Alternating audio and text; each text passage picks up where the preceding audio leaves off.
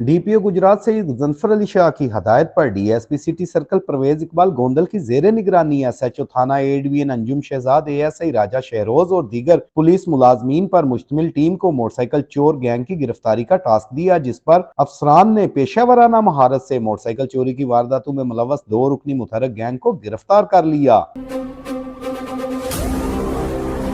गिरफ्तार होने वालों में मुल्जमान इरसलान और इमरान शामिल हैं। एसएचओ अंजुम शहजाद ने रोज न्यूज से गुफ्तगू करते हुए कहा कि एक मोटरसाइकिल चोर गैंग पकड़ा है, जिससे 4 मोटरसाइकिलें रिकवर की हैं और उनसे 60,000 रुपया रिकवरी की है। इसके अलावा हमने 4 मंशियात फरोश पकड़े हैं पिछले माह के दौरान, जिनसे तकरीबन 4-4.5 किलो के लगभग हमने मंशियात बरामद की है। इसके अलावा शराब, दूसरे जो 4 मुजरम इश्तिहारी पकड़े हैं, अदालती इश्तिहारी, इस तरह थाने की बाकी कार्रवाइयां भी जो हैं वो की हैं। यही पैगाम है, ये जुर्म करना छोड़ दें, इधर से भाग जाएं, नहीं तो आपको कानून के शिकंजे में लाकर सख्त से सख्त सजा दें।